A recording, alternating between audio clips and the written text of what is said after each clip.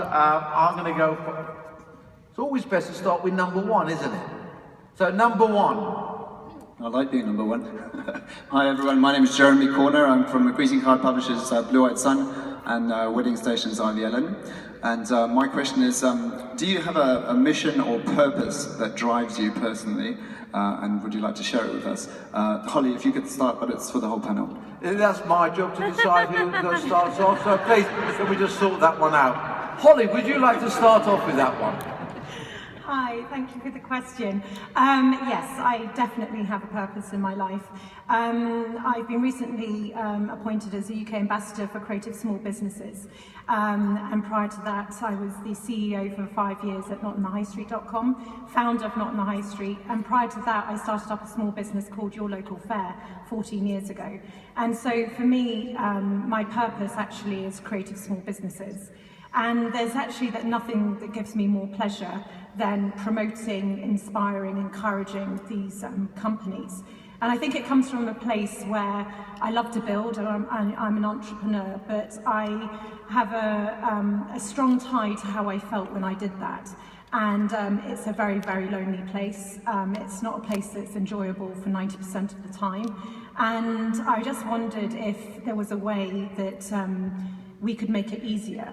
And so the purpose of Your Local Fair, then Not in the High Street, what I do today, Holly & Co, is very much to see if that journey can be made better. And I think there's lots and lots of ways that we can do it, but I don't necessarily think the focus has been there. And so I hope when I'm 80, I'm still doing this.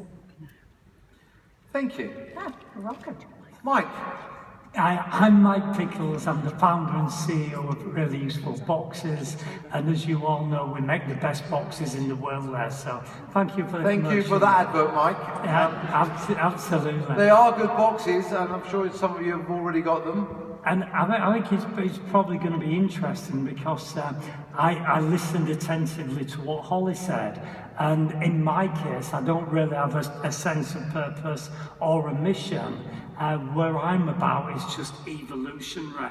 So from my perspective, I was in employment maybe 16 years ago, and then I decided I wanted to work for myself. And then from working for myself, only me within the business, we've now got 300 people. But actually, it wasn't that I set out to make lots of money and to employ lots of people. It just happened. And of course, it's direction. So if you like, the mission statement for our company is very much about, it is to create opportunity and take advantage of opportunity. But if opportunity doesn't knock, well, I'm fine where I am there. So a little bit difference, no real mission, no real purpose, just evolving into what the company becomes.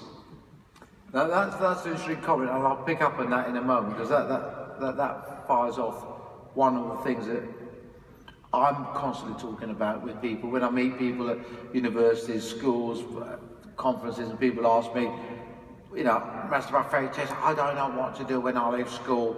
And the answer always is, you've got to find something that you're passionate about, something that you really enjoy doing. And if you find something that you're passionate about, whether it's your first job, second job, third job, something you can bore your friends in the pub, something that you bore them in the coffee house talking about, then you're likely to be good at it. So we can all have grandeur ideas about what our mission statement is in life. But at the end of the day, if you haven't got the passion for it, you'll never have the sincerity for it. And that really does show. And I think on the panel today, we've got two people that are really passionate about what they do. And surprise, surprise, they're very successful. Number two. Yeah, hi, I'm Glenn from Norfolk Tours, and I am totally passionate about Norfolk. I'll have to read this because I'm old as well. How can we all work together to get large companies to pay more quickly? As we all know, cash flow is the biggest problem for SMEs, and delay in paying by large companies and public sector can cripple small traders. Okay, I'm going to take my life in my hands now, because this is not rehearsed. And Mike is a really important supplier for both of my companies, Ryman and Robert Dyers. So I'm going to give that question to you, Mike. Thank you very much, sir. I think it's interesting on what you speak about. And when I started the business, as I say, I was the only person in the business. So I did everything from opening the post to posting the post at the end. And actually, yeah, cash was tight. And then as the business has grown and developed, suddenly we become a larger business. And certainly from my perspective, I see it as almost a duty to look after the smaller the businesses there. So if we employ 300 people and you're subcontracting to me and you're cutting the grass, then yeah, we want to pay you straight away, because why shouldn't we? And so for me, I think it's, it shouldn't be regulation, it should be almost that duty. If there's a small company, shouldn't you pay them earlier? And I think the answer is yes, they are, but we're a medium company also. So the larger companies, what we find is once you agree payment terms, and it's like with Ryman's and with Dyers, what happens is we are paid to the terms. So if you agree, and if you like a little nugget there, if you deal with a large company and you sign up to 120 days, you've only got yourself to be blamed if you get paid in 120 days. But if you actually say, look, I'm self-employed, there's only me and I'm dependent on your money, and I'd like the money in 7 days, I think you'd be surprised at actually how responsive the larger companies would be. So what I'm saying is, there's standard forms that people have in a business, and what I'm saying is, work on the fact that you're a small company. That's what I did with Theo many years ago, and if you remember Victoria. And Lovely Victoria. Yep. Victoria, yes, and Victoria basically said, we want you on whatever payments. And I said, look, we're only a small company, we've only just started, I'm investing a lot of money, I can't afford long payment terms. And, we agreed reasonable or good payment terms, and I'm proud to say that they have kept them to where they are. So basically, the payment terms from the big companies is what you agreed, and big companies listen to what you say. And if you're a small company, why don't you tell them that and say, we'd like to be paid regularly because I like to eat regularly. Holly. For some of the non-high street partners, no, we certainly in our early days, we were a small business ourselves. We have a different relationship. We didn't necessarily have big companies that were paying us. We were actually paying the smaller businesses. And certainly when it came to peak seasons, and I think it was this Christmas as well, we paid on a weekly basis. And actually this was really, really important to do with part of the tapestry, if not on the high street, that if we were there to support small businesses, what else could we do? And we know that the pain points of certain seasons were hard. So we actually made it, like Mike was saying, actually took responsibility for that and paid weekly. So I think there is a lot that can be done, but I would also echo what Mike said, if you don't ask, you won't get. And so you just have to go there. And I'm off to Norfolk on Monday, so I'm a big fan too. Right, thank you. And I think it is important, and just to reaffirm what both Holly and Mike have said, Rachel is in front with discussion, she's the merchandise director for Robert Dyers, and we were discussing payment terms during our budgeting meetings. And at the end of the day, we've got to be competitive. Robert Dyers is not a huge company, but it's a big company compared to some. And we need to make sure that we can get the maximum credit terms from our suppliers and discounts. But one thing that we're always conscious of, as Mike has already confirmed, is we actually need you. We can't trade without you. We need your product. We need innovation. We need newness. And that normally comes from small businesses that haven't got the capital. So whilst we've just created all these credit terms that we're sending out to our suppliers, Rachel is quite clear. When it comes to small businesses, she can actually make decisions to make sure that they have got the cash flow, which is the lifeblood of your business, and pay early.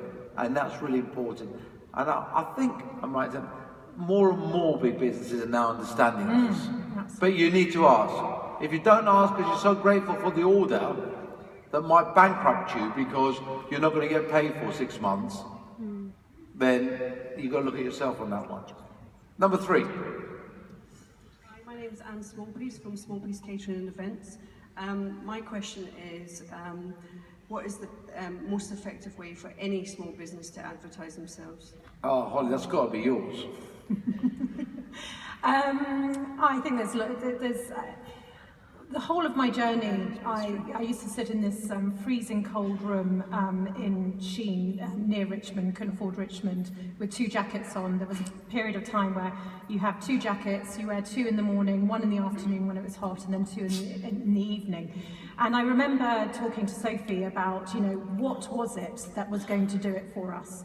And we used to call it the silver bullet. And we just knew that behind every door that we opened or that every corner that we turned, we were going to find that thing that everyone else must know about that's successful and actually do it, and it was going to happen for us. And so we would go on this journey, and, it's not in the high street, we're 10 years old in April. And so we would go on the journey, whether it was digital marketing, catalogues, PR, awards, all of these sorts of things. And each one we would expect our business to double. Funny enough, it never, ever happened. And so, very much so, now and when I mentor businesses, I talk about that journey because it's actually better to know that up front, know that nothing is ever going to revolutionize your business, but it is about the mix. And it's about the consistency of the mix. And so for ourselves, we found that we had a great compelling story about women in business, about doing something differently, about supporting the small business community, the thousands, now 200,000 products on the site, that we had a lot of stories to tell. And so I think it all actually now reflecting, it was all based on that story. And so it was making sure that we were always available for PR, making sure that we always filled in that application form for a competition. And, with a tiny marketing budget, there's a lot that you can actually do. Made sure we picked agencies that we could work with that doesn't just talk digital to us and we had no clue what they were actually talking about. Made sure that they mentored us through the process. And so my advice would be that there isn't actually that silver bullet, and it's actually quite refreshing to know that. But it is about making sure that you have a marketing plan that is across all channels, and that you're consistent with all of them, and that you always reflect on what has worked and try and learn for the next point. Mike? So looking at the question for us on advertising, I'm like most people, entrepreneurs, in the sense that you spend so much money creating the product that there's no money left for advertising. And I think for me, it's understanding about how effective marketing can work. I think what Holly said was absolutely true about consistency. You've got to give a consistent message in everything you do. And that can be from your business card to your letterhead, just in how you're dealing with people. So Holly is exactly right. Consistency is very important. And I would like to say, if you like, in hindsight, that you should have as much for your production development budget as you should for your advertising the product budget. But we was in a position that we didn't have any budget, we didn't have any money, so how do we get the message about? And for me it was focus, which companies want to buy the product we had, and our product was unique. It's imagining what features and benefits. We had a stationery box, we had a box that you could work with stationery. So it wasn't daft to focus on the large stationery sellers to see if they wanted a stationery storage box. So it was really being effective and consistent in what we did. And I'm proud to say that Ryman's came on board in the journey right at the outset, and we've continued to grow and build on that relationship. Thank you, Mike. Number 4. Hello, Sharon Lowe. It's a bit scary, isn't it? Hello, Sharon. Hello. I brought the Rascal Pack. It's a new product. Can you tell us all how to get a new product to market? Sorry. Whoa, okay. Like all the things that we've spoken about before, there's very rarely one thing, that silver bullet. It just does not exist. It's always a combination of things that actually you've got to do. And it's got to be about your product, its usefulness, the reason for it to exist, its client base, its customer base, where you're going to go. Now, Holly, I'm going to pass over to you. Most of the people that you've worked with had exactly that. They had a product somewhere in, where are you from? Shrewsbury. Right, so there we are. We're in Shrewsbury. We've got a product which you think is marvellous. Yep. Fantastic. Passion. Of course. Lots of it. Everyone should need one, but nobody knows about it.